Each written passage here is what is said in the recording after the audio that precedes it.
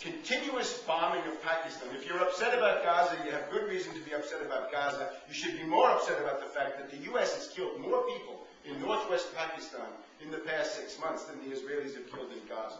They bomb, don't accept any wedding invitations in northwest Pakistan because they're going to come and bomb you, they'll blow you up, because any concentration of peaceful people, they come in and blow up. The second one is, the people in Sudan are getting ready to be attacked. Sudan is the biggest country in Africa, and they happen to send China 6 or 7% of the oil that the lamps of China require. And the Anglo-Americans are determined to cut that off. So they want to invade Sudan under the human rights cover, humanitarian cover. Not Bin Laden, not Al-Qaeda, that's passé. They've got to bomb it under humanitarian cover. That is the personal obsession of the new Dr. Rice in the land of hope and change. We had the Dr. Rice of the previous regime, now you got the new one, Dr. Susan Rice. Her big project in life is to bomb the hell out of Khartoum and Omdurman and those other cities. Let me speak to all imperialists. Armies that go into Sudan have a way of not coming back. Ever see that interesting movie where Charlton Heston gets himself killed, where the Nile comes together, or it splits? That's what you can expect over there. And finally, confrontation with Russia. The fact that we just had the Ukrainian gas crisis, the fact that we just had Georgia attacking Russia in the summer, this is a sign of the times. The foreign policy, of course, is dominated by Zbigniew Brzezinski, as I've said now for a year. Why do I say this? Look at Robert Gates at the Pentagon. He was so dirty, he couldn't get to be head of the CIA under Bush the Elder. He is a dirty fellow. He was Bush's, deputy director of the CIA, but above all, he was Brzezinski's office boy in the National Security Council, 1977 to 1981. The first guy's big saw in the morning, the last guy's big saw in the afternoon. Both of them share fanatical hatred of Russia. Gates is a Sovietologist, just like the ex-Dr. Rice, the Dr. Rice of the old regime. So now what do we have? Gates was part of the operation to overthrow the Shah. All right, overthrow the Shah. Maybe that was okay. But to bring in Khomeini, no. And that's what they did. They were also part of the operation to have the hostages taken. Why did they want the hostages taken? So they could have a pretext for sending modern weapons to Iran. Why did they do that? Because they wanted Iran to use those modern weapons against Russia and Iraq too. But mainly Russia. Russia was the hope. Iraq was the way it turned out. And Brzezinski, of course, was the guy who orchestrated that. There's also the question of the October surprise, delaying the release of the hostages so it wouldn't help Carter. Gates up to his neck in that, so much so that the Soviet government informed our dear friend Lee Hamilton, right, our Sherlock Holmes of all the investigations. The Soviet government informed Lee Hamilton, look at your man Gates, he was up to his neck in the October surprise. Iran-Contra, we've already said it. Arms for hostages, gun running, drug running. Robert Gates, and Robert Gates is the founder of Al-Qaeda, the creator of the Arab Legion of the CIA to go and kill the Soviets in Afghanistan. He is a Brzezinski man, he is a Brzezinskiite, and he's going to carry out the Brzezinski policy, which focuses, it basically says, look, the Middle East is a sideshow. It's an important sideshow, but it's a sideshow. The center of the world is principally Europe, Eastern Europe, and to some extent, Northeast Asia, China, Korea, Japan. That's where the world is decided. And above all, Russia and China are the two main powers in the world. You've got to deal with them. You've got to destroy them. The best way to destroy them is to play one against the other. But if you can't do that, then use other countries. Brzezinski says, I'm the guy who destroyed the Soviet Union, playing Afghanistan. I'm the guy who destroyed the Warsaw Pact with the Velvet Revolutions. And I can be now the one who destroys Russia. To partition Russia. To cut Russia into 5 or 6 mini-states, detach Siberia, and all this other stuff. This is the road of Napoleon and of Hitler. Millions and millions of deaths on that road. Now, Brzezinski says, yeah, but we won't have to go. We'll get somebody else to do it for us. I really doubt it. So the project of this administration, take my word for it, is World War III in a very sinister form. Now, one last point. I urge you to study the young Mussolini. That's what I've been studying for the past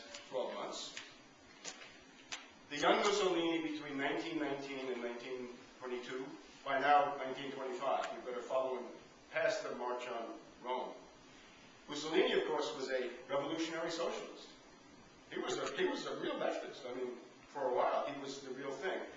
So much so that Lenin praised him as being the best revolutionary socialist in the whole Italian scene. When he founded fascism, who did he have? Did he have a bunch of right-wing bankers or something? No.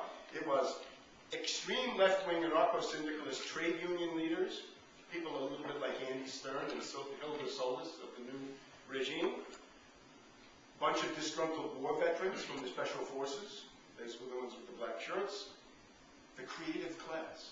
He had the best writer, the best painter, the best sculptor, and the best architect in Italy, all fascists. So the presence of the creative class, I'm afraid, guarantees Zippo. And he also had other revolutionary socialists like himself.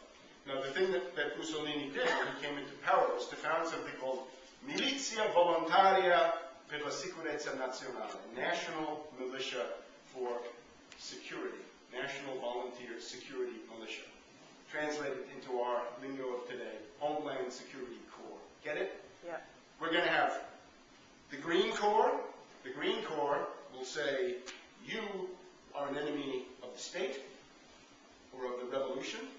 You have a big carbon footprint. The Green Corps is going to come and visit your house and burn you out and lynch you if they can find you.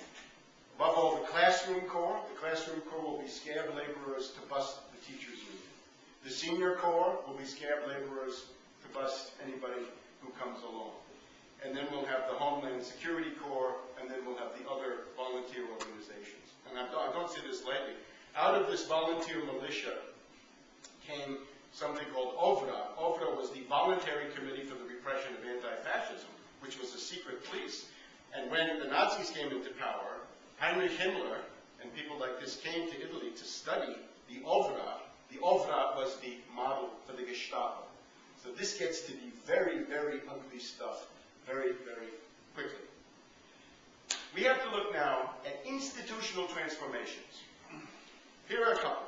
One is to create these militias, volunteer organizations.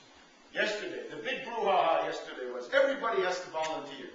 Yeah, wait a minute. Did David Rockefeller volunteer? Did Jamie Dimon of J.P. Morgan Chase? How about Blankfein over at Goldman Sachs? Did he volunteer? I don't see them volunteering. This is corporatism. This basically says, yeah, well, we have the mystical unity of the nation and we're all in one boat. No. What we need is class struggle. We need class struggle. Anybody who doesn't understand that there's a difference between a Wall Street finance oligarch and you're a fool. There's nothing I can do for you at this point, if that is not very, very obvious. Now, by class struggle, I don't mean communism. In other words, there's no point in, wiping them all out. You can't do it. And even if you could, oligarchy would grow up anyway. That's what you learn from the story of communism, is that if you try to mow them down, oligarchy will come back in through the back door. We know that as long as there are human beings, there will be the one, the few, and the many. So there'll always be the few. The question is, what are your institutional safeguards against the few?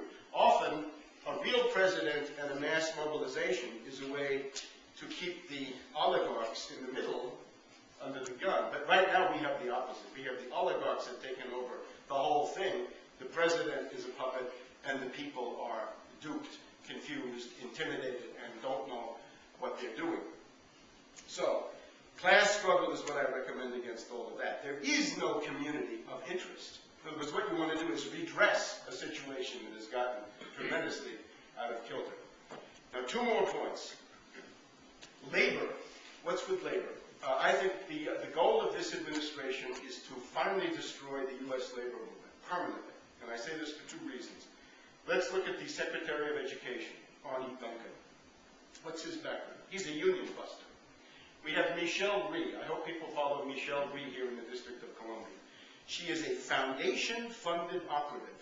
She gets money from Bill and Melinda Gates, the Gates Foundation, the Broad Foundation, the Dell Foundation, and other foundations.